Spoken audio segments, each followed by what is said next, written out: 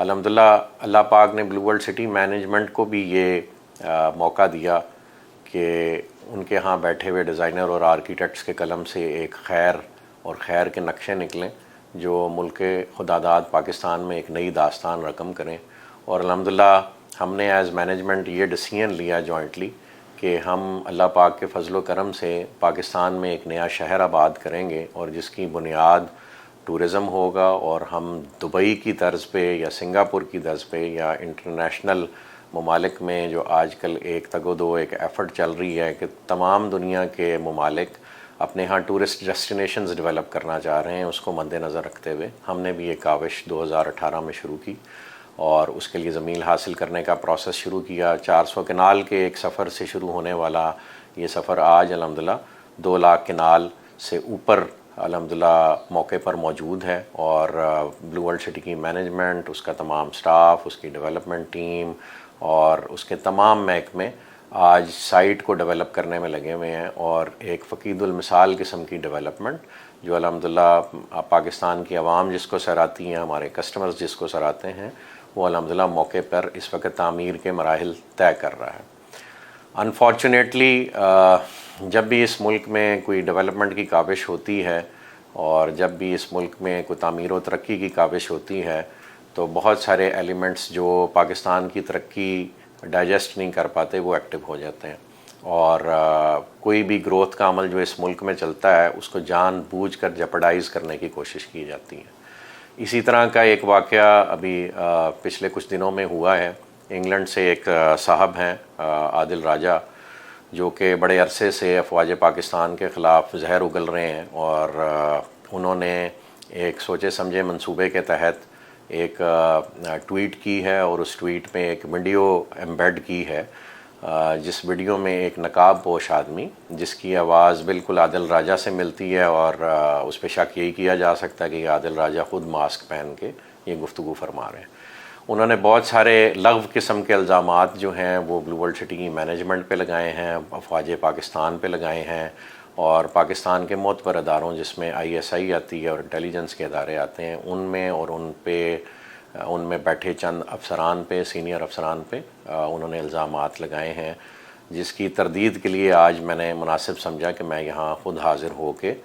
لوگوں کو اس حقیقت کے بارے میں یا جو الزامات لگائے گئے ہیں ان کی تردید بلو ورلڈ سٹی مینجمنٹ کی بہاف پہ کروں. الزامات بلو ورلڈ سٹی پہ بھی لگائے گئے ہیں، ادارے پہ بھی لگائے گئے ہیں. بالخصوص عادل راجہ نے اپنے ٹویٹ کے ذریعے یا اس میں لگائی گئی ویڈیو میں ایک ریسپیکٹیبل سینئر آفیسر آرمی کے جنرل فیصل نصیر صاحب جو کہ اس وقت DGC ہیں ISI، ان کو ٹارگٹ کیا ہے اور ان کی ذات پر الزامات لگائے ہیں. اور پھر chief of army staff general Asim Munir صاحب کو بھی انہوں نے ہائی لائٹ کرنے کی کوشش کی ہے کہ جی انہوں نے خدا نخواستہ فیصل نصیر صاحب کو یا تو اجازت دے رکھی ہے یا ان کے نزدیک عادل صاحب کے نزدیک جو ہے ان کو کوئی چھوٹ دی ہوئی ہے کہ وہ ہمارے ساتھ کسی قسم کی انگیجمنٹ کریں اور ہمیں ہیلپ آؤٹ کریں میٹرز میں، یا خدا نخواستہ اس طرح کا الزام لگایا گیا کہ ان کی کوئی بھاری بھرکم انویسٹمنٹ یہاں پہ ہوئی ہے. جی جو شارٹ سا ٹائم یہاں پہ راولپنڈی اور اسلام آباد کی ویسینٹی میں ہمیں یہ کام کرنے کا موقع ملا ہے اور ہم ایک فقید المثال قسم کا پروجیکٹ بنانا چاہ رہے ہیں، اس میں نے جو میری انٹریکشن اداروں کے ساتھ ہوئی ہے، اور ہم ہمیشہ سے پاکستان کی ترقی کے لیے اور پاکستان کے دفاعی اداروں کے ساتھ شانہ بشانہ شامل حال ہو کر ملک کی ترقی کے لیے کام کرنے کے لیے ہمیشہ سے کوشاں رہے ہیں. اور ہماری جتنی بھی ملاقات مختلف اداروں سے مختلف حوالوں سے ہوتی رہی ہیں. کچھ سیکورٹی کے معاملات تھے، کچھ ہمارے طرف سے ایک انیشیٹو لیا گیا تھا کہ ہم چاہتے تھے کہ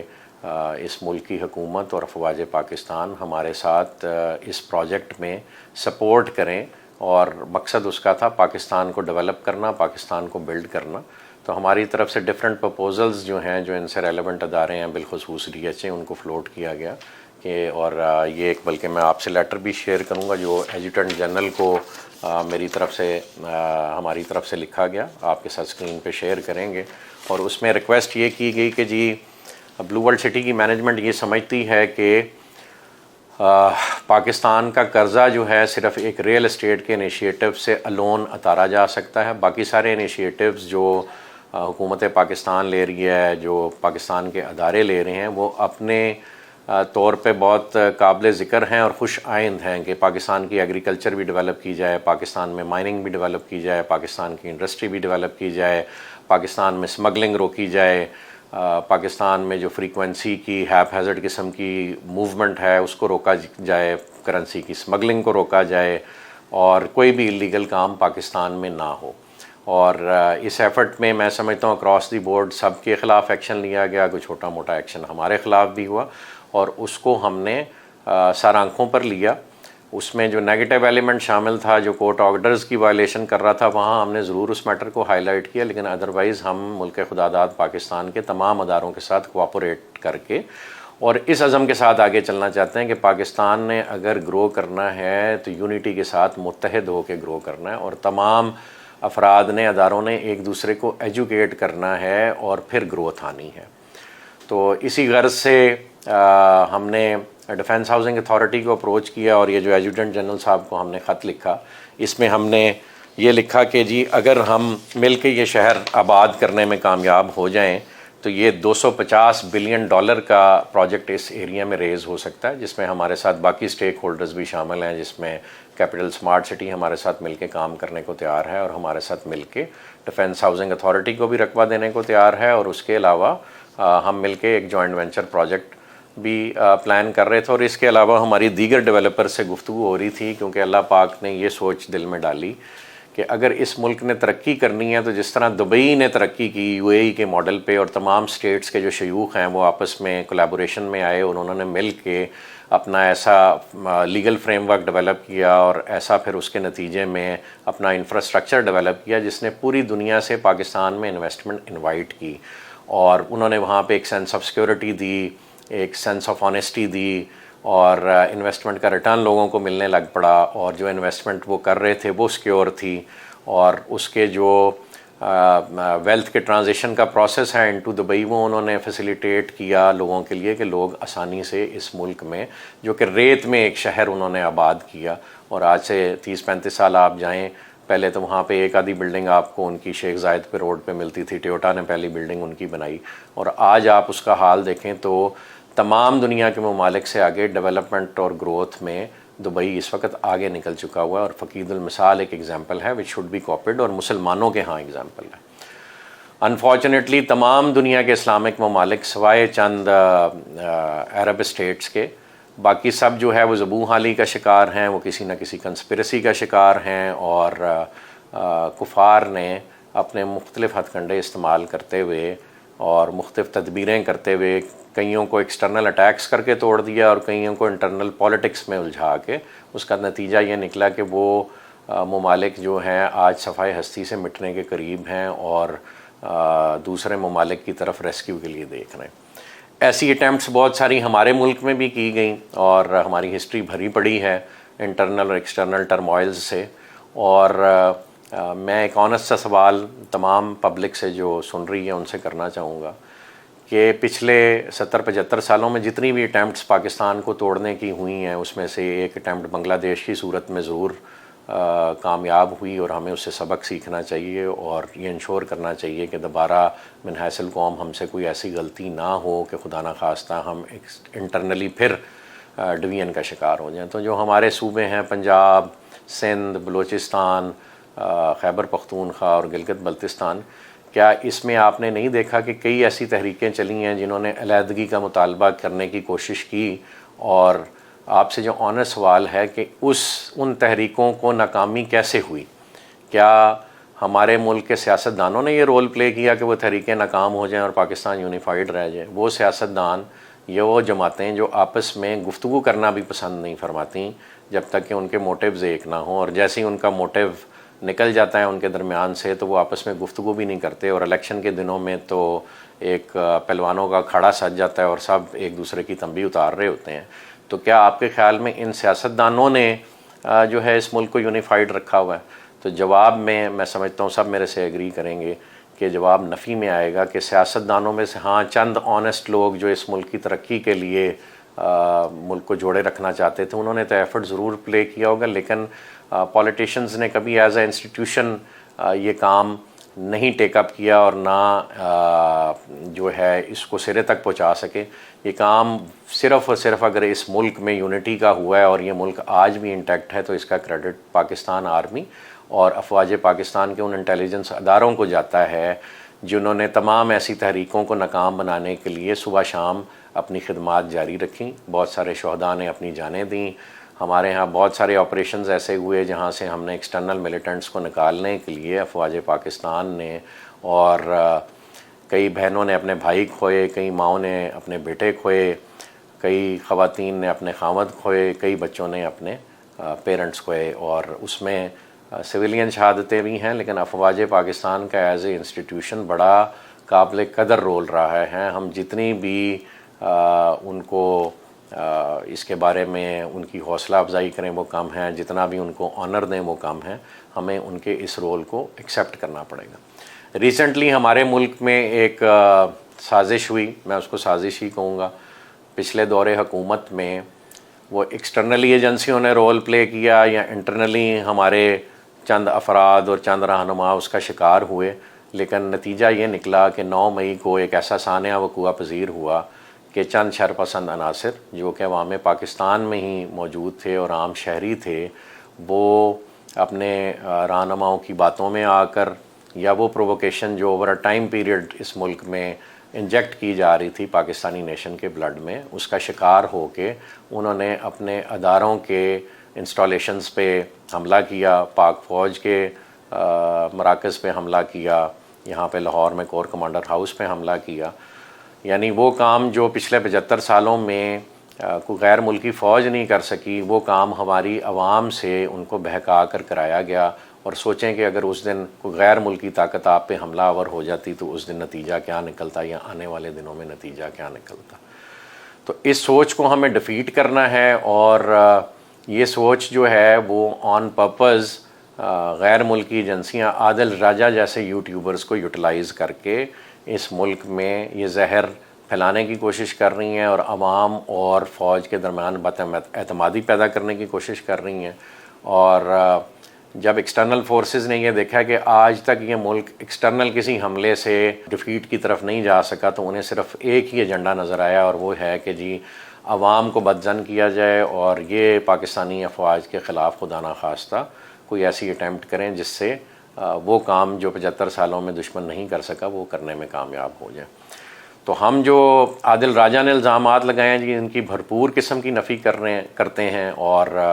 اللہ کو حاضر ناظر جانتے ہوئے یہ گواہی دیتے ہیں کہ پاکستان کے کسی آرمی آفیسر یا ایون ریٹائرڈ آفیسر نے کبھی بھی شراکت داری کی غرض سے ہمارے ساتھ کسی قسم کی کوئی بھی انویسٹمنٹ نہیں کر رکھی, نہ کی ہے, نہ ایسی کہیں گفتگو انیشیٹ ہوئی ہے. اور ہم نے بھی کبھی کسی سے اس قسم کی آؤٹ آف دی باکس یا آؤٹ آف دی بکس جو ہے فیسیلیٹیشن نہیں مانگی. ہم جو مانگتے رہے ہیں سب سے آن پیپر مانگتے رہے ہیں, آن ریکارڈ مانگتے رہے ہیں. ملکی دفاع کے ادارے جو ملک کی ترقی کے لیے سوچتے ہیں ان تک اگر ہم نے یہ گفتگو پہنچائی ہے کہ جی ہم پاکستان کی تعمیر میں اپنا حصہ ادا کرنا چاہتے ہیں تو یہ ہمارا فرض بھی ہے اور ہمارا حق بھی ہے, اور کسی بھی ادارے کی ہماری ہیلپ کرنا اس کا فرض بھی ہے اور ہمارا حق بھی ہے, اور یہ متعلقہ اداروں نے کرنا ہے. ہم نے ڈیفنس ہاؤسنگ اتھارٹی کو اس لیے اپروچ کیا کہ ہم یہ سمجھتے ہیں کہ اس ملک میں تعمیر و ترقی کا اگر کام کسی نے بھرپور انداز میں ایز این انسٹیٹیوشن کیا تو وہ ڈیفنس ہاؤسنگ اتھارٹی نے کیا. باقی پرائیویٹ ڈیولپرز ہیں, بڑے نام ہیں, انہوں نے بھی اچھا کام کیا ہے. لیکن جس وقت فیملی اونڈ بزنسز ہوتے ہیں تو فیملی کی پرائیورٹیز کے ساتھ ان کی بزنس کی پرائیورٹیز بھی چینج ہو جاتی ہیں, اور یہاں پہ کوئی بھی سویلین ادارہ اس قسم کی ڈیولپمنٹ اور گروتھ نہیں ڈیلیور کر سکا کہ ہم اس پہ رلائی کریں. تو ڈیفنس ہاؤسنگ اتھارٹی نے ایک اچھا کام کیا, اور اسی وجہ سے ہم نے انہیں اپروچ کیا کہ جو دبئی بنانے والا ویژن ہے پاکستان میں اس کو سرکاری طور پہ کسی اہل ادارے کی سرپرستی کی ضرورت ہے. اور ہم آج بھی ڈیفنس ہاؤسنگ اتھارٹی کو اس گفتگو کے توسط سے آفر کرتے ہیں کہ ہم اپنا تمام رقبہ جو ہے اور جو ہم مزید ایکوائر کر رہے ہیں وہ ہم آپ کی ڈومین میں رہتے ہوئے اور آپ کی گائیڈنس کے تحت ہم ان کو اس انداز میں ماسٹر پلان کر کے ایگزیکیوٹ کرنا چاہیں گے کہ وہاں ریئل ٹرمز میں دبئی کی طرز کا ایک شہر آباد کیا جائے اور اس کو اسپیشل رولز اینڈ ریگولیشنز کے تحت ٹریٹ کیا جائے. ایک ٹورسٹ سٹی بنایا جائے, وہاں پہ ٹورزم پولیس ہو اور ٹورزم کا ڈپارٹمنٹ یا ایک اسپیشل اتھارٹی جیسے یہاں پنجاب میں لاہور میں روڈا کی اتھارٹی کھڑی کی گئی کہ جی راوی ریور کے ارد گرد ایک شہر آباد کیا جائے اور وہاں پہ جو ہے انویسٹمنٹ کو انوائٹ کیا جائے اور وہ اتھارٹی نے اس سارے ایریے کو کنٹرول کرنا تھا. اسی طرح ہم یہ چاہتے ہیں کہ ایک ادارہ ریز کیا جائے. اگر ڈیفنس ہاؤسنگ اتھارٹی یہ کام نہیں کرنا چاہتی تو کوئی نیا ادارہ ریز کیا جائے جو وہاں پہ آ کے یہ کام کرے. تو ہم پہ جو ایسے الزامات لگائے گئے جی ان کی بھرپور الفاظ میں ہم مذمت کرتے ہیں اور عادل راجہ کو ہم یہ وارن کرتے ہیں کہ انشاءاللہ آپ کے خلاف ہم لیگل ایکشن ٹیک اپ کریں گے, یو کے میں ٹیک اپ کریں گے, ڈیفیمیشن کے کیس آپ پہ کریں گے اور یہ ثابت کریں گے کہ آپ نے جو بولا ہے, آپ نے جو بیان کیا ہے وہ صرف اور صرف جھوٹ ہے اور ایک سازش پر مبنی ہے. اگر آپ کے الزامات میں کچھ صداقت ہے تو میں آپ کو چیلنج کرتا ہوں کہ آپ ایویڈنس پروڈیوس کریں. اگر جنرل فیصل نصیر صاحب کے حوالے سے یا کسی بھی آرمی آفیسر کے حوالے سے کسی قسم کی بھی آپ ایویڈنس پروڈیوس کرنے میں کامیاب ہو گئے تو ہم اپنا سر قلم ڈی چوک میں ساری مینجمنٹ کروا دیں گے. اور اگر ایسا آپ نہ ثابت کر سکیں تو عادل راجہ صاحب آپ کو اپنا سر قلم خود کر لینا چاہیے یا شرم سے پانی میں ڈوب مرنا چاہیے کہ آپ پاکستان کے ان اداروں پہ الزام لگا رہے ہیں جن اداروں کی وجہ سے آج پاکستانی اپنے گھروں میں محفوظ ہیں اور یہ ملک انٹیکٹ ہے اور تمام عالمی سازشیں جو ہے وہ غیر مؤثر رہی ہیں اور آج بھی پاکستان الحمدللہ ترقی کی منازل طے کرنے کی طرف گامزن ہے. بیچ میں چیلنجز آئے ہیں, وہ ہمارے ملک میں من حیث القوم ایک گروتھ کا پروسیس چل رہا ہے جس میں انشاءاللہ ہم ایز اے نیشن گرو کریں گے, ایز اے نیشن اپنی جو ہے الائنمنٹ ری ڈیفائن کریں گے اور ہم اس ٹرموائل سے نکل آئیں گے. اس میں یونٹی آف کمانڈ چاہیے, وہ امید ہے کہ آنے والے دنوں میں اس ملک کو میسر ہوگی اور ایک ایسا سسٹم کھڑا کیا جائے گا جہاں جو ٹاپ ٹو باٹم ڈیسیژنز لیے جاتے ہیں وہ نیچے تک امپلیمنٹ کیے جائیں اور ادارے ریڈو کیے جائیں. تو لہٰذا میری تمام